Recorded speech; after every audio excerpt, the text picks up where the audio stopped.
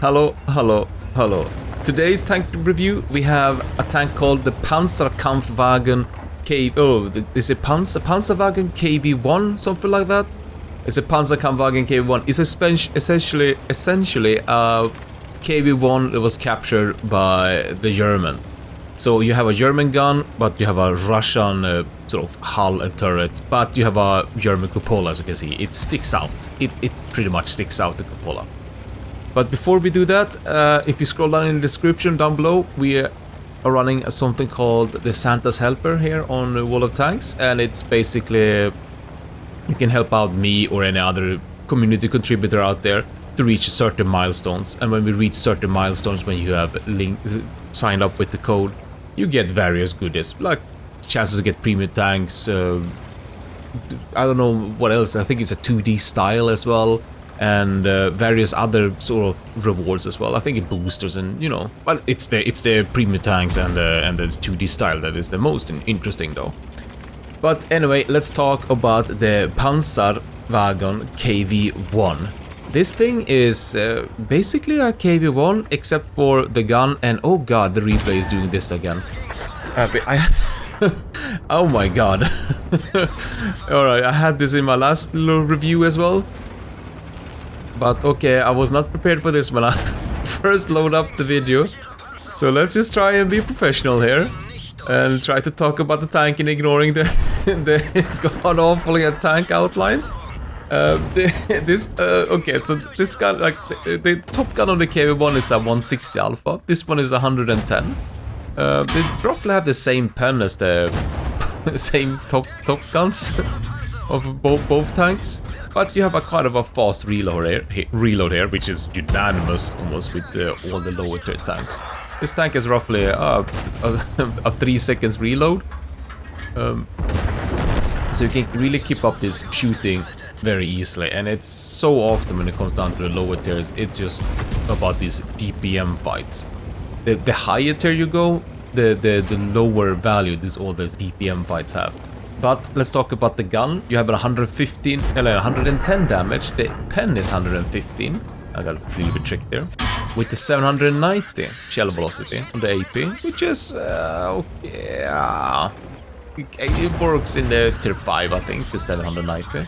And then you have the APCR, which you have 162 penetration with a 988 shell velocity.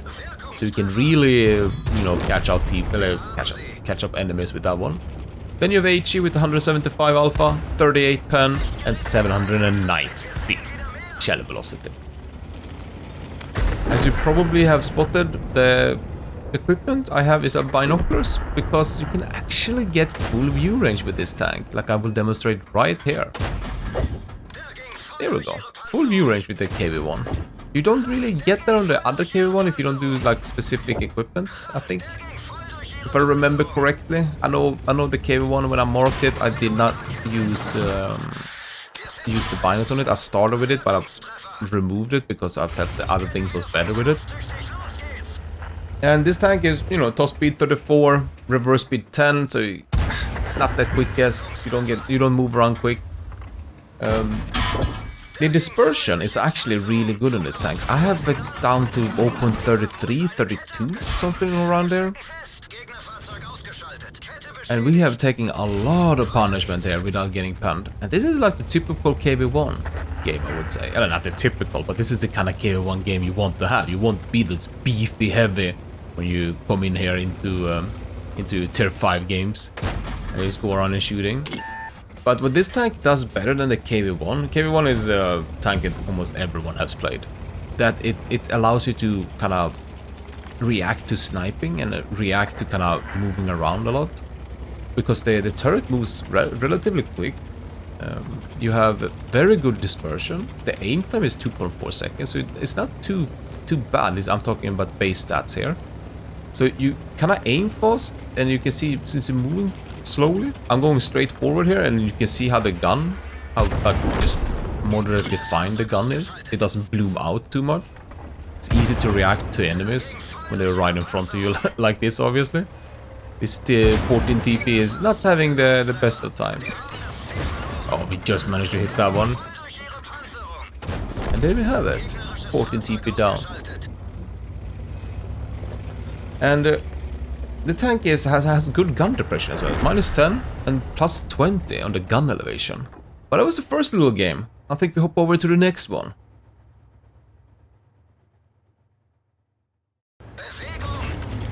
Here we are at Tundra, and you can see I'm viewing the cupola of the tank.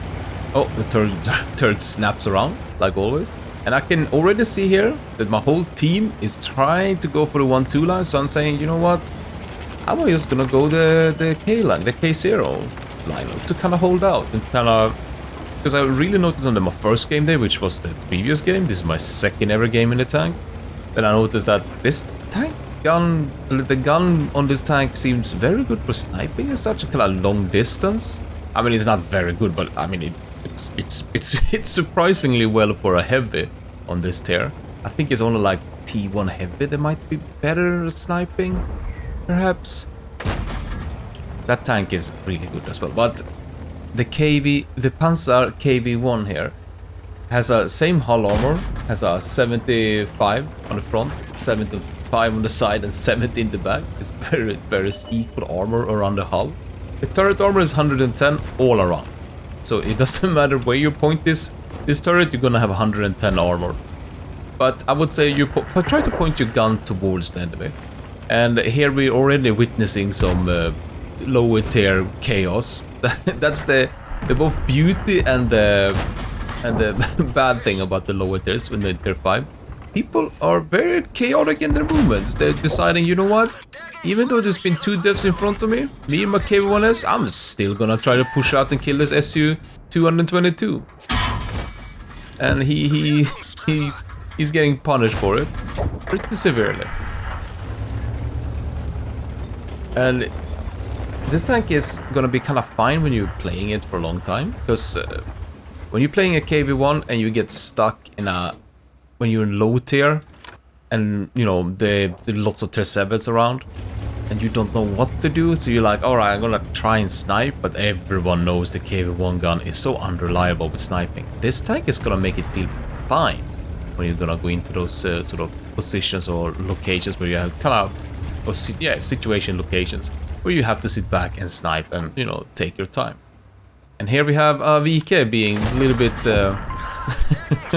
he peeks a little bit too much here, a little bit too greedy to kill that SU. They actually did kill the SU-222, which is also going to be on a tank review later on. But we kind of monitoring the situation here. We have the hill under control, I would say. I mean, we have the zone of the hill under control, so they can't really do much. And I'm witnessing that we're winning on the other flank, so we are going to decide to push out here very shortly. Nothing goes on. I was hoping with this Bino would find something. Maybe this Churchill will overpeak. But it seems like the Churchill is sitting back with the VK. So I was saying, you know what, let's go. Let's see what we can do. And apparently this tank has 15%, that's in parentheses, 15% chance of getting set on fire, but a Kv1 can be... Ooh, I've burned so many Kv1s, especially when you hit from the side, the sort of lower part side. I'm trying here to get some shots in, but don't worry, the team picked him up, so we have some excellent spotting here. This Panzerwagen Kv1, and we can see how the sort of gun handling is quite fine. Like, as long as you don't move the hull, kinda have a very nice gun handling here.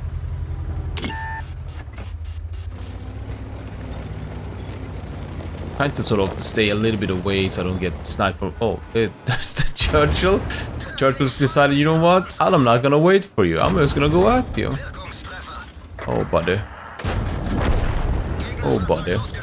And we picked up another kill there on the Churchill one. We have an ammo capacity of 105 shells. I did not count that before.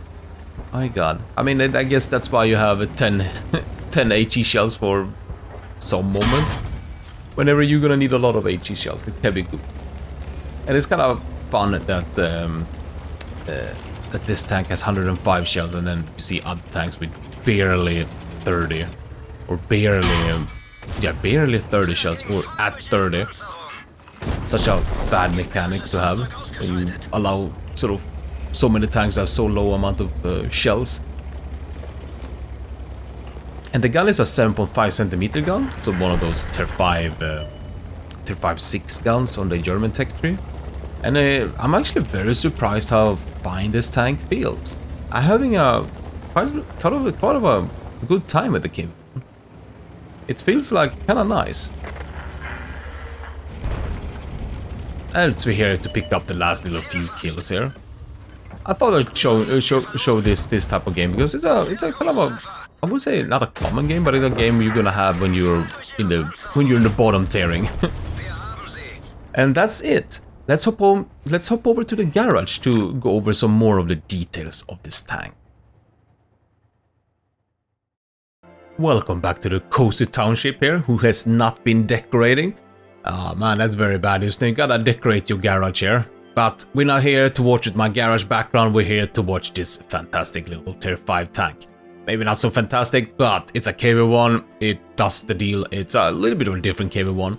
But let's go over the crew, the equipment, shells, consumables, and there is no field modification. It's a Tier 5, it doesn't have any field modification.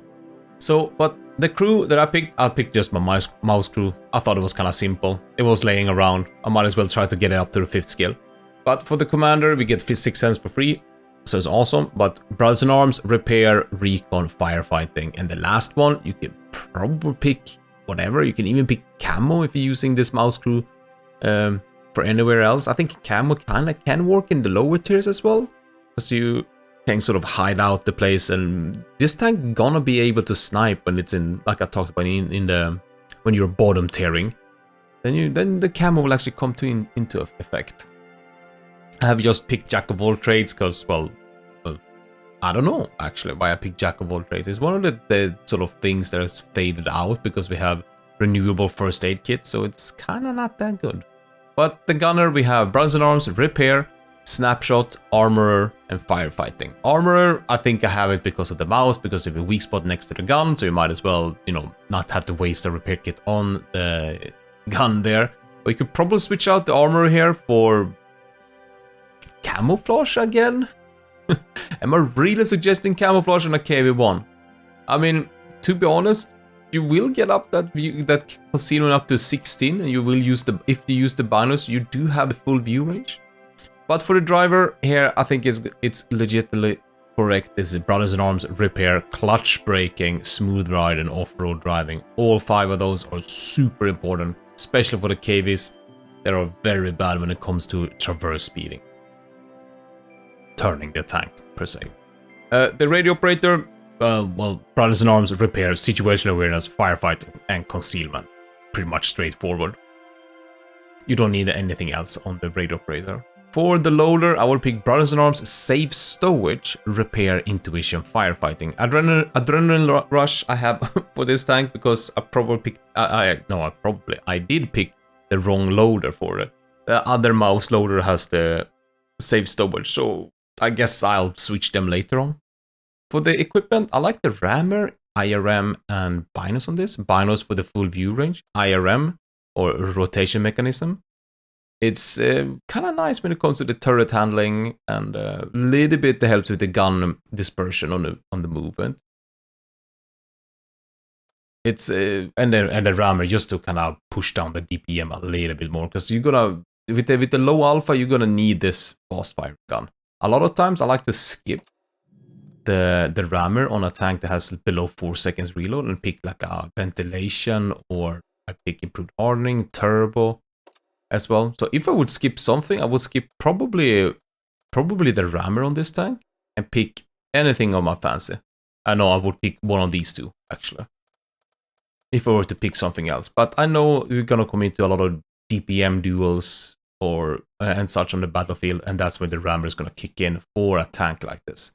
Shells, I go 50, 45, 10. Load up loads of HE with this tank. Not that the HE is great or it's good, it's just have 10. Like, if in case you find out some targets have very little hit points, or you want to knock down trees, you're not gonna shoot over 95 shells in a game. I would be very surprised if I find a game that someone has fired 95 shells and then being like, well, I couldn't fire anymore and I didn't win or lose. That's gonna be quite a surprise for me. And then we go with the consumables. It's a straight up first aid, repair, and chocolate. The rations. But that's my little review of the Panzerkampf. No, what is the actual name? Panzer is a heavy tank Panzerkampfwagen Kv1R. Alright, I'm just gonna call it Panzerkampfwagen Kv1. And this tank actually took me by surprise. I have only played 2 games so far, but I can already tell that I will like this KV, this version of a KV, than most of all the other tier 5 KVs in the game. Just because of the gun handling, it kind of screams that it's good for like all kinds of situations. So it's gonna be a more of a fun tank to play than the other KVs. And the big thing on this tank is the big German cupola. I guess that's why it has like 20 extra meter view range than the regular KV. Should have brought it more view range so you could load on optics on it. That would have been amazing. But this is a big weak spot, so close hold down is something that you do not want to play with this Panzerwagen Kv1. But that's my short little review of the Panzerwagen Kv1. Hope you liked it, and stay tuned for this because it's going to be more.